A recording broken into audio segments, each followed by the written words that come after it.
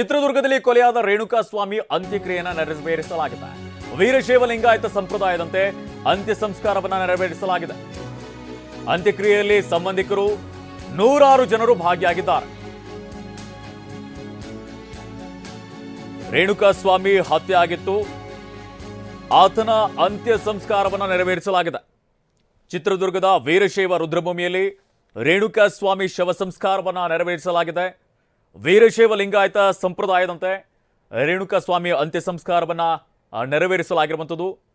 ಈ ಒಂದು ಅಂತ್ಯ ಸಂಸ್ಕಾರದಲ್ಲಿ ಸಂಬಂಧಿಕರು ನೂರಾರು ಜನರು ಕೂಡ ಭಾಗಿಯಾಗಿದ್ದಾರೆ.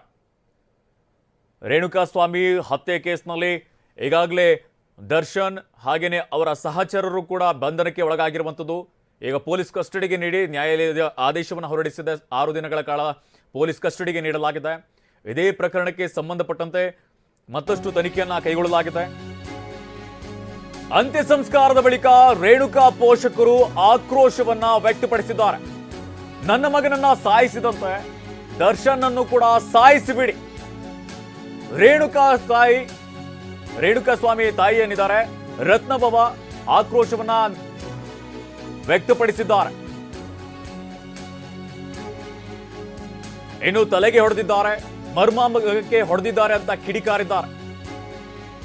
ಪತಿ ಬರ್ತಾನೆಂದು ರೇಣುಕಾಸ್ವಾಮಿ ಪತ್ನಿ ಕಾದಿದ್ಲು. ಪಾಪ ನನ್ನ ಸೊತೆ ಜೀವನವನ್ನು ಕೂಡ ಹಾಳು ಮಾಡಿದ್ರೆಂದು ಕೆಂಡ ಕಾರಿದ್ದಾರೆ.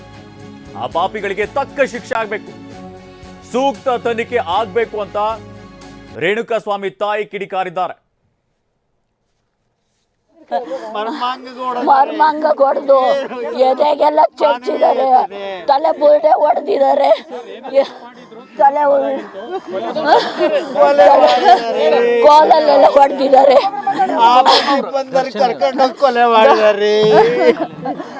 ಆಫೀಸಿಗೆ ಹೋದನ್ ಕರ್ಕೊಂಡು ಹೋಗಿದ್ದಾರೆ, ಗೊತ್ತಿಲ್ದಾರೆ ಕರ್ಕೊಂಡೋಗಿ ಕೊಲೆ ಮಾಡಿದಾರೆ.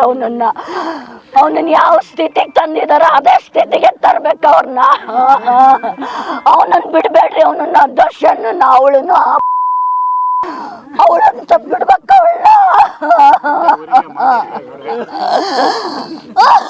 ನನ್ ಊರಿ ನನ್ ಮಗ ನನ್ ಸೊಸೆ ಎಂತ ಪಾಪ. ಅದು 3 ದಿವಸದಿಂದ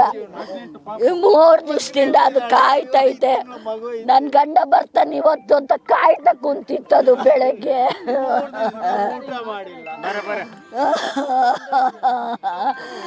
ಆ ಪಾಪಿಗಳಿಗೆ ತಕ್ಕ ಶಿಕ್ಷೆ ಆಗಬೇಕು, ತನಿಖೆ ನಡೆಸಬೇಕು. ಮೇನ್ ಅವನ್ ಯಾವನಿದಾನ, ಅವ್ನ್ ಸ್ಟಾರ್, ಅವ್ನ್ ಸಾಯ್ಬೇಕು. ಅವ್ನ್ ಸತ್ರ ಉಳಿದರ್ ಸಾಯ್ತಾರೆ. ಹೆಂಗ್ ಹೊಡೆದು ಹಾಕಿದಾರೆ, ಅವನ್ ಹೆಂಗ್ ಸಾಯಿಸಿದಾನ ಹಂಗೆ ಸಾಯಿಸ್ಬೇಕು ಅವನನ್ನ. ದೇವರೆಲ್ಲ ಇನ್ನೊಂದು 15 ದಿವಸದಾಗೆ ಸಾಯಿಸ್ಬೇಕು ಅವನನ್ನ. ನನ್ ಮಗ ಹೆಂಗ್ ಸತ್ತ ಹಂಗೆ ವಿಲಿ ಒದ್ದಾಡ್ ಸತ್ತಿದ್ದಾನೆ. ಕೊಲೆಗಡಕರಿಗೆ ಈ ದೇಶದಲ್ಲಿ ಕರ್ನಾಟಕದಲ್ಲಿ ಎಂತ ಮರ್ಯಾದೆ ಇದೆ ರೀ? ಕೊಲೆಗಡಕರು ಮಾನವೀಯತೆನೇ ಇಲ್ಲ, ಮನುಷ್ಯತ್ವ ಇಲ್ಲ.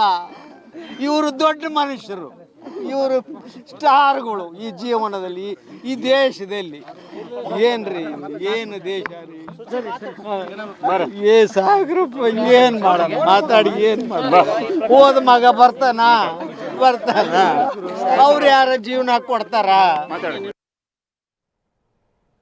ದರ್ಶನ್ ವಿರುದ್ಧ ಷಡ್ಯಂತ್ರ ಮಾಡಿ ಕೇಸ್ನಲ್ಲಿ ಸಿಲುಕಿಸಲಾಗಿದೆ. ರೇಣುಕಾಸ್ವಾಮಿ ಕೊಲೆಗೂ ನಟ ದರ್ಶನ್ಗೂ ಸಂಬಂಧವಿಲ್ಲ.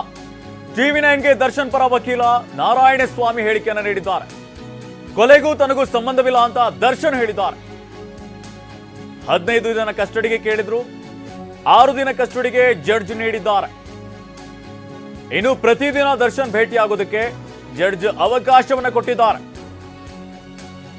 ಇನ್ನು ದರ್ಶನ್ ಆರೋಪ ಮುಕ್ತವಾಗಿ ಹೊರಗೆ ಬರ್ತಾರೆ ಅಂತ ವಕೀಲ ಹೇಳಿಕೆಯನ್ನು ನೀಡಿದ್ದಾರೆ. ಟಿವಿ9ಗೆ ದರ್ಶನ್ ಪರ ವಕೀಲ ನಾರಾಯಣಸ್ವಾಮಿ ಹೇಳಿಕೆಯನ್ನು ನೀಡಿದ್ದಾರೆ.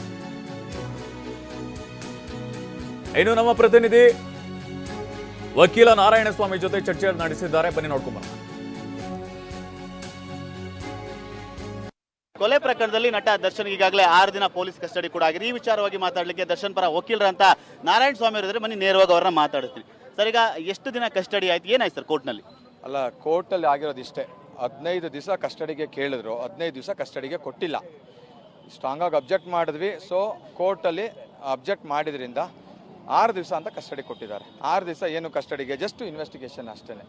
ಅದು ಏನೋ ಮಾಜರು ಅದು ಇದು ಮಾಡೋದಕ್ಕೆ ಅಂತ ಕೇಳಿರ್ತಾರೆ. 15 ದಿವಸ ಆಗಲ್ಲ, ಅದಕ್ಕೆ ಅಪೋಸ್ ಮಾಡೋದ್ರಿಂದ 6 ದಿವಸ ಕಸ್ಟಡಿ ಕೊಟ್ಟಿದ್ದಾರೆ. ಜೊತೆಗೆ ಅಡ್ವೊಕೇಟ್ಸ್ನ ಎವ್ರಿ ಡೇ ಮೀಟ್ ಮಾಡಿಸ್ಬೇಕು ಅಂತ ಡೈರೆಕ್ಷನ್ಸ್ ಕೊಟ್ಟಿದ್ದಾರೆ. 2 ದಿವಸಕ್ಕೊಂದ್ಸಲ ಏನು ಇನ್ವೆಸ್ಟಿಗೇಷನ್ ಮಾಡಿದ್ರೆ ಆ ರಿಪೋರ್ಟ್ನ ಕೋರ್ಟ್ಗೆ ಹಾಕಬೇಕು ಅಂತ ಕೂಡ ಡೈರೆಕ್ಷನ್ಸ್ ಕೊಟ್ಟಿದ್ದಾರೆ. ಈ ಒಂದು ಪ್ರಕರಣದಲ್ಲಿ ದರ್ಶನ್ ಅವರು ಭಾಗಿಯಾಗಿದ್ದಾರೆ, ನೇರವಾಗಿ ಕೊಲೆ ಪ್ರಕರಣದಲ್ಲಿ ಆರೋಪ ಇದೆ ಸರ್. ಖಂಡಿತವಾಗಿಯೂ ದರ್ಶನ್ ಅವರು ನೇರವಾಗಿ ಅಷ್ಟೇ ಅಲ್ಲ, ಪರೋಕ್ಷವಾಗೂ ಅವರು ಇದರಲ್ಲಿ ಭಾಗಿಯಾಗಿಲ್ಲ, ಪ್ರತ್ಯಕ್ಷವಾಗೂ ಭಾಗಿಯಾಗಿಲ್ಲ. ಇದು ಅವ್ರನ್ನ ಕಂಪ್ಲೀಟಾಗಿ ಇದ್ರಲ್ಲಿ ಸೇರಿಸಿದ್ದಾರೆ.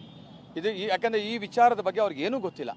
ಅವರು ಇಲ್ಲಿ ಇರಬೇಕಾದ್ರೆ ಆ ಥರ ಗೊತ್ತಿದ್ದಿದ್ರು ಅವ್ರು ಯಾಕೆ ಇಲ್ಲಿ ಬೆಂಗಳೂರಲ್ಲೇ ಇರ್ತಾಯಿದ್ರು, ಮೈಸೂರಲ್ಲೇ ಇರ್ತಾಯಿದ್ರು, ಇಲ್ಲಿ ಶೂಟಿಂಗ್ ಮಾಡ್ಕೊಂಡು ಅವ್ರು ಆರಾಮಾಗಿದ್ದಾರೆ. ಸೊ ಇದು ಯಾರೋ ಬೇಕು ಅಂತ ಯಾವುದೋ ಒಂದು ಷಡ್ಯಂತ್ರ ಇವ್ರ ಮೇಲೆ ಎಳೆದಿದೆ. ಅಂದರೆ ದರ್ಶನ್ ಅವ್ರ ಮೇಲೆ ಷಡ್ಯಂತ್ರ ನಡೆದಿದೆ ಅಂತೀರ ಹಾಗಾದ್ರೆ? ಪ್ಯೂರ್ಲಿ ಖಂಡಿತ ನಡೆದಿರ್ಬೋದು. ಯಾಕಂದರೆ ಈಸ್ ಇನ್ನೋಸೆಂಟ್. ಅವ್ರ ಜೊತೆಗಿರ್ತಕ್ಕಂಥವ್ರು ಕಂಪ್ಲೀಟ್ಲಿ ಇನ್ನೋಸೆಂಟ್ ಇದ್ದಾರೆ. ಈವನ್ ಪವಿತ್ರ ಗೌಡಗ ಅವ್ರಿಗೂ ಹೆಲ್ತ್ ಕೂಡ ಸರಿ ಇಲ್ಲ. ಇವಾಗ ಐ ಆಮ್ ರೆಪ್ರೆಸೆಂಟ್, ಇವಾಗ ಅವ್ರಿಗೆ ಏನಾಗ್ತಾ ಇದೆ ನಾವು ನೋಡ್ತಾ ಇದ್ವಿ, ಅಲ್ಲಿ ಅವ್ರಿಗೆ ಹೆಲ್ತ್ ಕೂಡ ಸರಿ ಇಲ್ಲ. ಇವತ್ತು ಅವ್ರನ್ನ ಕೂಡ ಕರ್ಕೊಂಬಂದಿದ್ದಾರೆ. ಐ ಡೋಂಟ್ ನೋ ನನಗೆ ಏನು ಮಾಡೋಕ್ಕೆ ಹೊರಟಿದ್ದಾರೆ ಅಂತ. ಯಾಕಂದರೆ ಇದು ಫರ್ದರ್ ನೆಕ್ಸ್ಟ್ ಇನ್ವೆಸ್ಟಿಗೇಷನ್ ಮಾಡಿ ಡಾಕ್ಯುಮೆಂಟ್ಸ್ಗಳು ಕೊಟ್ಟಾಗಲೇ ನಮಗೆ ಗೊತ್ತಾಗುವಂಥದ್ದು. ಸೊ ನೋಡೋಣ ಲೇಟರ್ ಅವ್ರು ಏನು ತೊಗೊಂಬಂದು ಕೋರ್ಟಿಗೆ ಕೊಡ್ತಾರೆ, ಅದ್ರ ಬೇಸ್ ಮೇಲೆ ನಾವು. ಈಗ ನೀವು ದರ್ಶನ್ ಅವರು ಕೂಡ ಭೇಟಿ ಮಾಡಿದ್ರೆ ಏನು ಹೇಳಿದ್ರು ದರ್ಶನ್ ಅವರು ಈ ಒಂದು ಪ್ರಕರಣಕ್ಕೆ ಸಂಬಂಧಪಟ್ಟಂತೆ ಏನು ಹೇಳಿದ್ರು ನಿಮಗೆ ಅಂತ ಹೇಳಿ? ಇನ್ನೋಸೆಂಟ್ ಅಷ್ಟೇ. ಅವ್ರಿಗೂ ಇದಕ್ಕೂ ಖಂಡಿತವಾಗಿಯೂ ಸಂಬಂಧ ಇಲ್ಲ. ಅವ್ರು ಈ ಯಾವುದೇ ಥರ ಇದರಲ್ಲಿ ಭಾಗಿಯಾಗಿಲ್ಲ. ಭಾವುಕರಾದ್ರು ಅಂತ ಒಂದಷ್ಟು ಕೋರ್ಟ್ನ ಹಾಲಲ್ಲಿ ಭಾವುಕರಾದ್ರು. ಖಂಡಿತ ಭಾವುಕ ಆಗಕ್ಕೆ ಅವ್ರೇನು ನಿಜವಾಗ್ಲೂ ತಪ್ಪು ಮಾಡಿಲ್ಲ.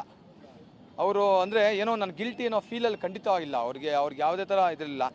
ಕೋರ್ಟಲ್ಲಿ ನ್ಯಾಯ ಸಿಗುತ್ತೆ ಅನ್ನೋದು ಆ ಒಂದು ವಿಶ್ವಾಸ ಅವರಲ್ಲಿತ್ತು. ಈಗ ಆರೋಪ ಮುಕ್ತರಾಗಿ ಬರ್ತಾರೆ ಅಂತಾರೆ? 100% ಅವ್ರು ಏನು ತಪ್ಪೇ ಮಾಡಿಲ್ಲ ಅಂದಮೇಲೆ ಆರೋಪ ಮುಕ್ತರಾಗಿ ಬರಲೇಬೇಕು. ಅದೇ ನ್ಯಾಯ. Thank you. ಇದಿಷ್ಟು ದರ್ಶನ್ ಪರ ವಕೀಲರಂತ ನಾರಾಯಣ ಸ್ವಾಮಿ ಅವರು. ಯಾಕೆಂದ್ರೆ ದರ್ಶನ್ ಅವರು ಈ ಒಂದು ಪ್ರಕರಣಕ್ಕೆ ಯಾವುದೇ ರೀತಿಯಾಗಿ ಸಂಬಂಧ ಇಲ್ಲ, ಷಡ್ಯಂತ್ರ ನಡೀಲಾಗಿದೆ ಅನ್ನೋ ಮಾತುಗಳು ಕೂಡ ಹೇಳ್ತಾ ಇರುವಂಥದ್ದು. ಕ್ಯಾಮ್ರಾಮನ್ ಪ್ರಾಣೇಶ್ ಜೊತೆ ಸುನಿಲ್, TV9 ಬೆಂಗಳೂರು.